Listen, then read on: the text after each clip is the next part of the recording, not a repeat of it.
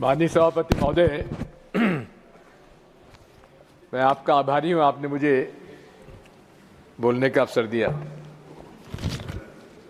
माननीय सभापति महोदय, लोगों को इस बात का आश्चर्य होगा कि मैं अपने राजनीतिक जीवन में कभी मेरे छात्र जीवन में कभी भी राजनीति से मेरा कोई संपर्क समर्थन नहीं था। कुल परिस्थितियां ऐसी प्रकार की बनी कि मैं 22 साल की उम्र में नगरपालिका अध्यक्ष बन गया सर्वसम्मति से, 30 साल की उम्र में विधायक बन गया, 33 साल में राज्य में मंत्री बन गया, सांसद बन गया और 40 साल की उम्र में मुख्यमंत्री बन गया। लेकिन माननीय सभापति महोदय, मैंने हमेशा अपनी विचारधारा के मार्ग पर चला हूं। मैंने अपनी विचारधारा के साथ समझौता नहीं किया। मेरे अपने राजनीतिक जीवन में किसी के प्रति कटुता नहीं पाली। मतभेद होते थे और विचारधारा में मतभेद होंगे, लेकिन मनभेद होने की मैंने कभी उसको मौका नहीं दिया।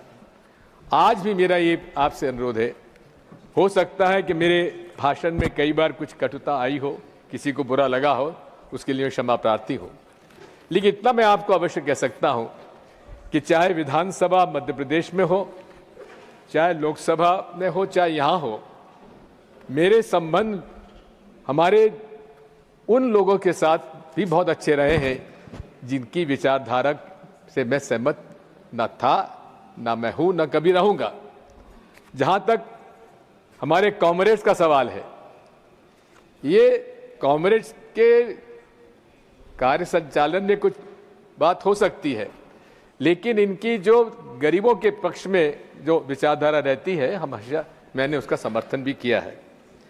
मैंने माननीय सभापति महोदय, मेरा सौभाग्य है कि मैं उस लोकसभा में भी रहा जिसमें अटल जी, राजीव जी रहे, इंदिरा जी ने मुझे कांग्रेस में प्रवेश दिया और चंद्रशेखर जी भी संसद में थे जब मैं वहां पर था, और इन लोगों से प्रभावित होकर ही मैंने अपना राजनीतिक सफर पूरा किया है। माननीय सभापति महोदय, मैं कभी भी सदन में कभी भी जो डिस्टर्बेंसेस होते हैं, मैं उसके पक्ष में नहीं रहा है।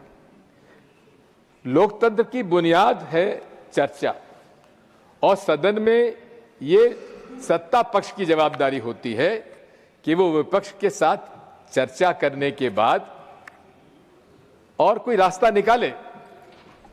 इस सदन में हमारे अंसारी साहब भी अध्यक्ष रहे हैं, चेयरमैन रहे हैं। उन्होंने कोई भी बिल दिन में पास होने का मौका नहीं दिया।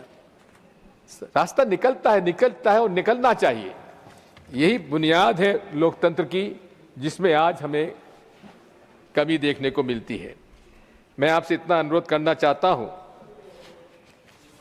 कि आज इस देश में जिस प्रकार से सांप्रदायिक कटुता बढ़ती जा रही है, मनमुटाव बढ़ता जा रहा है, ये देश के लिए उचित नहीं है, न हमारे संस्कार और संस्कृति के प्रति उचित है, और न लोकतंत्र के लिए उचित है, न भारतीय संविधान के लिए उचित है।